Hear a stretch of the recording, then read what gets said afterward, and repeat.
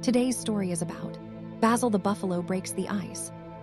In a wide, quiet valley surrounded by rolling hills and tall, whispering grass, there lived a young buffalo named Basil. Basil was big, much bigger than most of the other animals who lived nearby. His shoulders were broad, his legs were strong, and his curved horns gleamed softly in the sunlight. When Basil walked, the ground made a gentle thump beneath his hooves. But despite his size, Basil had the softest heart in the valley.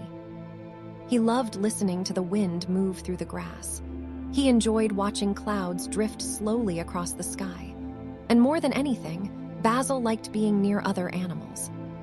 The problem was, Basil didn't quite know how to talk to them. Every morning, Basil would wander to the watering pond where the animals gathered. Deer drank quietly at the edge. Birds splashed and chirped.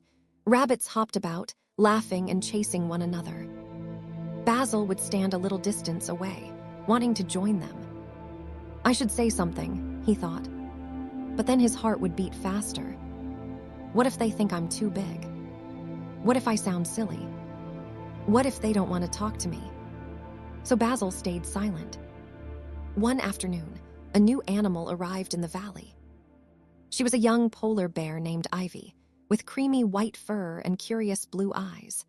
She had traveled far from the snowy lands and was still learning her way around the warm, grassy valley. The other animals noticed her right away. "She looks cold," whispered a rabbit. "She's very quiet," said a bird. "She must feel lonely," murmured a deer. Basil noticed her too. Ivy sat by herself near a shady tree, watching the pond without joining in.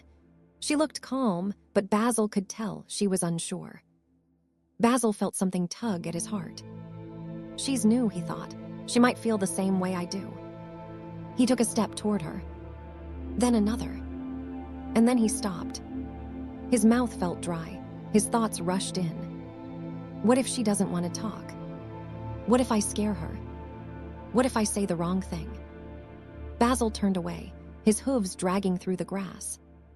Day after day, Ivy returned to the pond. And day after day, Basil noticed that she stayed alone, just like he did. One evening, as the sun dipped low and painted the sky with gold and pink, Basil sat by the edge of the valley feeling heavier than usual. "I don't want to be lonely anymore," he said softly to himself. He remembered something his mother once told him when he was younger. "You don't have to say something clever, Basil," she had said gently. "Sometimes, a simple hello is enough." Basil took a deep breath.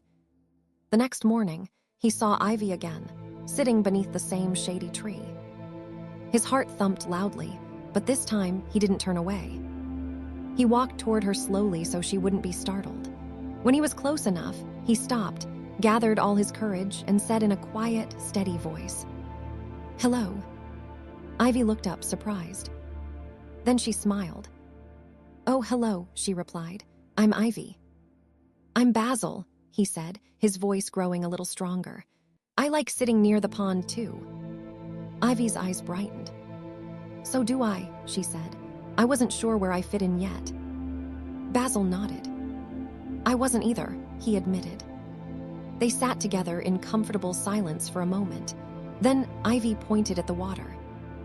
"Do you ever watch the reflections?" she asked. "They make the clouds look like they're swimming." Basil chuckled, a warm, gentle sound.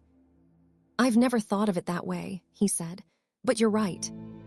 From that moment on, something changed. Basil and Ivy began meeting every day. They talked about their favorite spots in the valley, the sounds they liked best, and the places Ivy had traveled from. Basil showed Ivy where the grass grew sweetest, and Ivy taught Basil games she played on icy plains, adapted for grass, of course. Slowly, other animals noticed. The rabbits hopped closer.